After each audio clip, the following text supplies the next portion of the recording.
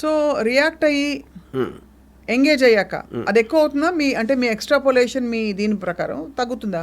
ఇది ఇప్పుడు మీరు రియాక్ట్ అయ్యారనుకోండి, మీకు మేబీ ట్రోల్స్ పెట్టారు, అవును అని మీరు తలప్పగించేసి రియాక్ట్ అయ్యారు, లేచి మాట్లాడుకోండి ఎంత కావాలంటే అంత అని, వాడికి ఇంట్రెస్ట్ పోతుందా? ఆడంత చూసి దాన్ని రిజిస్టర్ చేస్తున్నాను. ఎందుకంటే వాళ్ళు మోస్ట్లీ పనిలో ఉంటారు. పని లేని వాళ్ళు ఏంటంటే అప్పుడు ఎప్పటికప్పుడు అప్పుడు వచ్చిన ఇష్యూ బట్టి ఆడ మైండ్లో వచ్చింది టపక్కని టైప్ చేసి పెట్టేస్తాడు. కానీ అలా అన్నాడు వాడు పట్టించుకోడు మాట, అంత థింక్ ఎవడు చేయడు.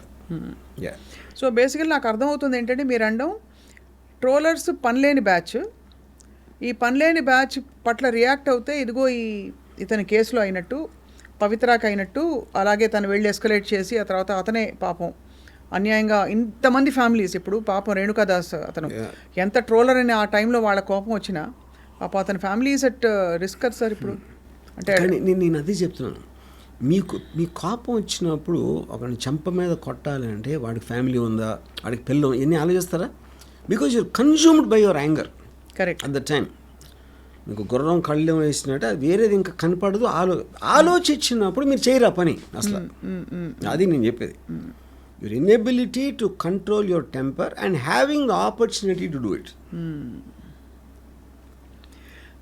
బట్ జస్ట్ థింకింగ్ ఇక్కడ ఈ పర్టికులర్ కేసులో ఇతను యాక్టర్ పేరు మర్చిపోయాను సార్, దర్శన్ చాలా ఆఫ్ బీట్ నేమ్ కాబట్టి యాక్టర్ దర్శన్ తన ఉన్న స్టార్డమ్ని, తనకుండే ఫ్యామిలీ సిచ్యువేషన్ని ఏమవుతుందో రిపర్కషన్స్ ఆలోచించకుండా కేవలం పవిత్ర చెప్పింది కాబట్టి రియాక్ట్ అయిపోయాడంటే పవిత్రను ప్రొటెక్ట్ చేయడానికా, లేకపోతే అతన్ని ఇన్వాల్వ్ చేశాడని కోపం వచ్చి ఉంటుందా? I mean, see, that is a personal equation between him and Pavitra. Right. But the basic point is, the fact his name is there and he's very close to this girl. Yeah. And I'm sure it's a combination of that. Yeah. So he might have done, ఇప్పుడు మా చెల్లెలు నేర్పిస్తే నేను వెళ్ళి ఎవడో కొట్టచ్చు, నేను లేకపోయినా, లేకపోతే నా ఫ్రెండ్ గురించి ఏదైనా చేయొచ్చు. So that is a question. అంటే ఇట్ ఈస్ టూ థింగ్స్. ఒకటి యాంగరు, రెండుది ఆపర్చునిటీ. ఇప్పుడు దర్శనం చేసినట్టు వేరే వాళ్ళు చేయలేరు కదా. కానీ 16 మంది ఉన్నారు దీంట్లో. యూనో ఇప్పుడు ఇదే పాయింట్లో political 1980s to 90s political murders అయితే జరిగినాయో అప్పుడు కూడా ఎవడేదో రాశాడు ఒక పత్రికలో, దాని మీద కోపం వచ్చి చంపిన ఇన్సిడెంట్స్ కూడా ఉన్నాయి. అవును. యా. సో అది కూడా ఇదే కదా, సేమ్. ఇది జస్ట్ మీకు ఫార్మ్స్ మారుతున్నాయి అంతే. కరెక్ట్. ఇప్పుడు నా గురించి ఇలా రాస్తే ఇంతమంది చదివేస్తారు కదా అని అనుకోవటం అనేది దాంట్లోంచి వచ్చిన కోపంతో అని ఎలా ఆపాలి, అది ఒక లెసన్ నేర్పాలి అని కోపం కంట్రోల్ చేసుకోలేని అది ఒకటి. కానీ ఆ కేసులో మీరు ఫ్యూచర్ని కూడా ఒక స్ట్రాటజీ కూడా చేయొచ్చు. ఇక్కడ స్ట్రాటజీ లేదు. అవును. అది. కానీ ఇది సోషల్ మీడియా ప్లాట్ఫామ్స్ గురించి మాట్లాడదాం ఇక్కడ. బికాజ్ ఈ ట్రోలింగ్ అంతా మనం మాట్లాడుతున్న పరిధి it's primarily on social media. Social media platforms give an option, ఏంటి, you can report this post, this comment అని చెప్పి హారాస్మెంట్ ఆర్ బుల్లింగ్ ఇదని రకరకాలుగా. And they are not giving the option of immediate ఒక సొల్యూషన్ కానీ to stop this కానీ. So are they partly in this knowing the ecosystem ఇలాగే ఉంటుందని అది చెప్తున్నా. మీరు రిపోర్ట్ ఇవ్వటానికి ఎవరి మీద అది మీరు కావాలంటే బ్లాక్ చేయొచ్చు. We have all the options. అవును. కానీ ఇది మీరు ఆలోచించి చేసినప్పుడు బ్లాక్ చేయాలా, రిపోర్ట్ చేయాలా, ఇది చేయాలా, అది వేరు. కానీ ఇక్కడ మీకు వచ్చిన ఇమీడియట్ కోపం అనేది దట్ కెనాట్ బి కంట్రోల్ అన్నాను. కరెక్ట్. యా. సో ఇమీడియట్ కోపాన్ని ఇంకోటి ఏంటి, మీరు పబ్లిక్లో అనేసాడు, అది 100 మంది చూసారా, 1000 మంది చూసారా, వాట్ ఎవర్ ఇట్ ఈస్, మీరు మ్యాక్సిమం మీ దాన్ని బ్లాక్ చేయగలుగుతారు. But you can't stop him from speaking that, no. Obviously, and on a public platform, you already said that. That is going to be there forever. Yeah. Correct. So obviously, I mean, this is an issue, sir. But you're saying there are no laws or there is no possibility. There cannot be. There cannot be. ఎందుకంటే దీన్ని ఆపటానికి try చేస్తే there will be tremendous ఏమంటారు దాన్ని, restrictions on freedom of speech. ఎవరు check చేస్తారు? ఇప్పుడు మీరు censor ఉందనుకోండి, మీకు వారానికి 3-4 సినిమాలు వస్తాయి, సెన్సార్ బోర్డ్ చూస్తుంది. 40 సినిమాలు వస్తే ఎలా చూస్తారు? అంటే the volume of cases will be very high. Live ఇది మన న్యూస్ కవరేజ్ ఉంటుంది. మనం సెకండ్ బై సెకండ్ మనం రియాక్ట్ అవుతూ ఉంటే వరల్డ్ ఈవెంట్స్కి ఏది కరెక్ట్, ఏది పెట్టచ్చు, ఏది పెట్టకపోవచ్చు, ఏంటి దాన్ని ఎవడో మెజర్ చేసి అది చేయటానికనేది ఇంపాసిబుల్. అది అవును. మీరు అప్పుడు ఒక బ్లాంకెట్గా ఇది ఇది ఇది ఇది అని పెట్టేస్తే it will massively hit the whole freedom of speech thing. Correct.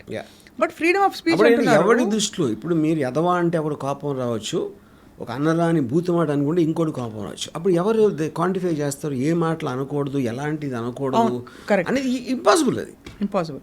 కానీ ఒక విషయం చెప్పండి వర్మ గారు, ఇదే వ్యక్తులు మీకు ఎదురుకుండా తారసపడి అనమంటే అనరు ఎందుకు?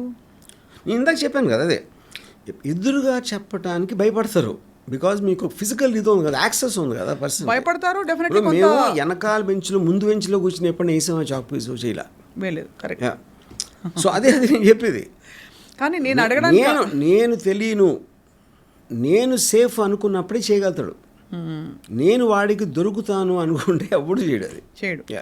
ఎందుకు అడుగుతున్నా అంటే ఈ పాయింట్ కూడా ఆబ్వియస్లీ ఇలాంటి కామెంట్స్ చేసేటప్పుడు ఒక వర్చువల్ స్పేస్లో ఒక ఇమాజినరీ హీరోయిజం ఆర్ నేను చూడబడుతున్నాను అనే ఒక డాష్తో పెడతాడు వాడు. That will depend upon because చాలా మంది నోటీస్ చేస్తారు sir, because many cases I've seen పోలీసులు మిమ్మల్ని ఇంట్రాగేట్ చేస్తారని, బ్రేకింగ్ న్యూస్ అని పెడుతున్న టైమ్స్లో కూడా వాళ్ళందరూ వచ్చి మీతో సెల్ఫీలు దిగారు.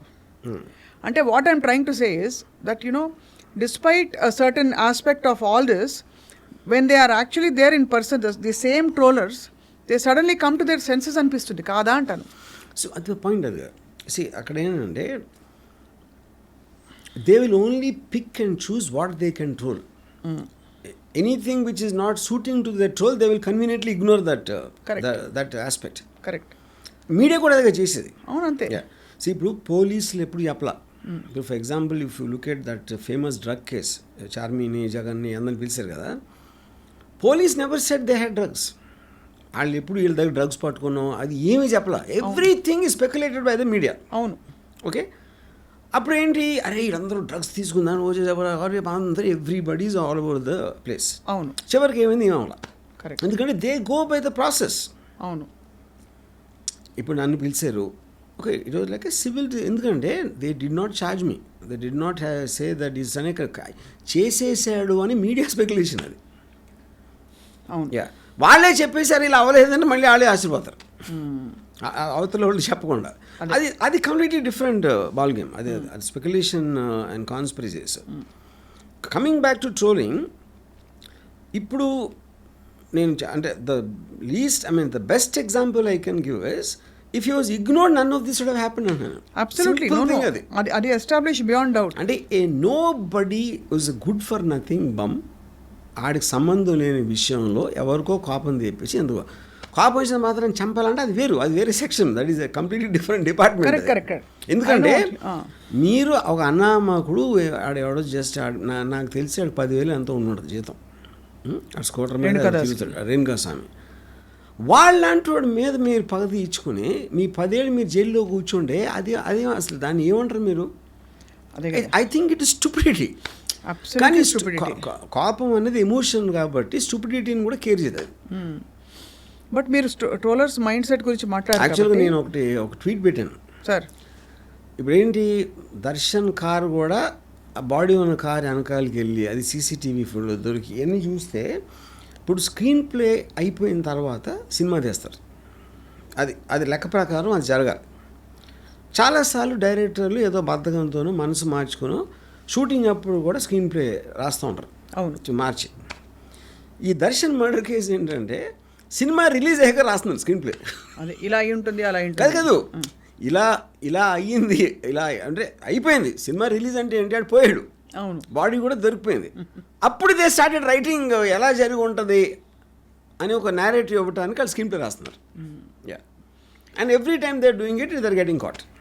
మీరు అన్నది 100% రైట్. అంటే in terms of the idleness, the idle చాలా మంది స్టూపిడిటీ. అసలు ఏంటి ముగ్గురేళ్ళు కన్ఫ్యూజ్ చేయటం ఏంటి, మాకు మేము ఫైనాన్షియల్ డిస్ప్యూట్ మళ్ళా చంపామంటే మీకు అసలు టైం లేదు, ఆలోచించడానికి కూడా టైం లేదు.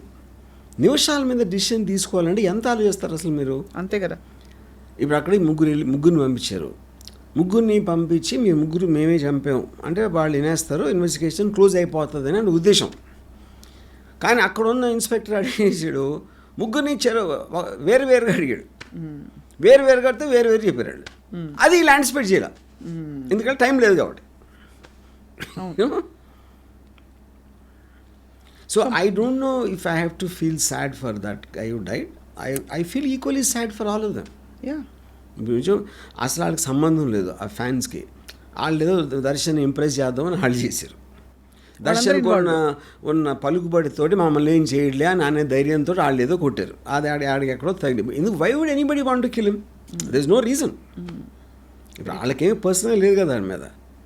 అబ్సల్యూట్గా. సో ఈ 16 మంది జీవితాలు పోయినట్టే కదా. అవును, అతను అట్లీస్ట్ పోయాడు, వీళ్ళు బతికొండగా చచ్చిపోయినట్టే. యా.